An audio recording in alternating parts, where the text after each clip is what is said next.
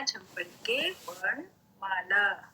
वर्णमाला क्या है? वर्णमाला वर्णों का व्यवस्थित समूह है जिसमें बहुत सारे वर्ण आते। वर्ण क्या है? वर्ण वह छोटी से छोटी ध्वनि यानी सबसे छोटी ध्वनि है जिसके हम और टुकड़े नहीं कर सकते। बोलते समय मुख से जो ध्वनियां निकलती हैं उन ध्वनियों को लिखने के लिए कुछ संकेत चिन्ह निर्धारित किए गए हैं। ये संकेत चिन्ह ही वर्ण कहलाते हैं। यानी वर्ण भाषा की सबसे छोटी इकाई होती है। यानी वर्ण के और छोटे टुकड़े नहीं किए जा सकते। इन्हें हम अक्षर भी कहते हैं। वर्ण के अंतर्गत क्या आता है? वर्ण के अंतर्गत स्वर और व्यंजन दोनों आते हैं। अब हम देखेंगे कि वर्ण के कितने रूप हैं। वर्ण के दो भेद हैं। पहला है स्वर। स्वर क्या है? स्वर वह है जो हम स्वतंत्र रूप से बोलते हैं। यानी स्वर को बोलने के लिए किसी वर्ण की आवश्यकता नहीं होती। जैसे यहाँ हम देख रहे हैं स्वर क्या है? अ, इ, ई, उ, री, ए, ओ, औ। यानी स्वर हमारे कितने होते हैं? 11। अ, ई, उ, री, ए, ओ, औ। हमारे स्वर हुए 11 और अंग और अ हमारे क्या हुए? अंग को हम अनुस्वार और अ को विसर्ग कहते हैं। अब हम वर्ण का दूसरा रूप पढ़ेंगे व्यंजन। यानी व्यंजन क्या है? व्यंजन वह है जो हम हमेशा स्वर की सहायता से ही बोलते हैं। जैसे क। अब हम जब क बोलते हैं तो उसके साथ हम देखेंगे अ ध्वनि भी साथ में आती है।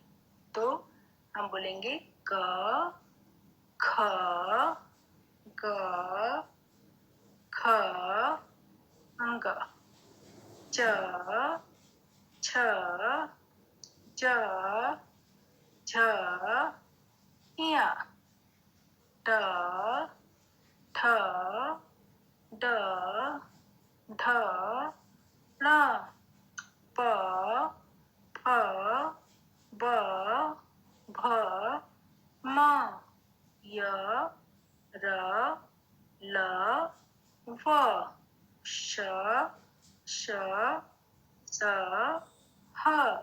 यानी व्यंजन हमारे कुल 33 होते हैं। व्यंजनों की संख्या कुल 33 होती है।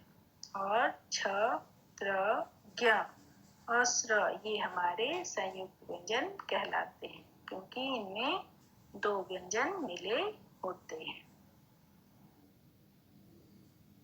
हम पढ़ेंगे मात्राएं। स्वरों की मात्राएं यानी हर स्वर के अपने अपने मात्राएं होती हैं। जैसे अ स्वर की कोई मात्रा नहीं होती। क्यों?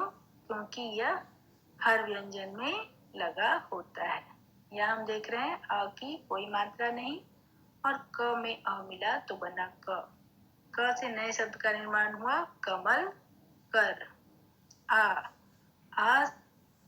स्वर की एक मात्रा है जो एक खड़ी पाई है। क प्लस आ का। का से नया शब्द बना काला कपड़ा। ई हमेशा छोटी ई इसे हम बोलते हैं ई। यह हमेशा व्यंजन के पहले लगती है। इसकी मात्रा हमेशा व्यंजन के पहले लगती है। जैसे क प्लस ई की किताब। बड़ी ई इसको हम जरा खींच कर बोलते हैं ई। क प्लस ई तो बना की कील कीट। ऊ से उल्लू। क प्लस ऊ की मात्रा हमेशा व्यंजन के नीचे लगती है। जैसे क में ऊ की मात्रा नीचे लगी कुदाल कुदाल। अब बड़ी ऊ क प्लस बड़ी ऊ कू से कूप, कूल। कूप मतलब कुआं। री से ऋषि, यह भी व्यंजन के नीचे लगता है। क प्लस री, की। कृष्णा, कृपा। ए की मात्रा शिरोरेखा के ऊपर होती है, एक पाई की तरह। क प्लस ए, के से नया शब्द बना केला, केशव। ए भी शिरोरेखा के दो ऊपर खड़ी पाई होती है, जिसे हम बोलते हैं क प्लस ए, कैलाश, नया शब्द बना कैलाश। ओ में एक खड़ी पाई और शिरोरेखा के ऊपर एक लकीर, खड़ी लकीर, तो इसे हम बोलते हैं ओ। क प्लस ओ शब्द से बना कोयल। ओ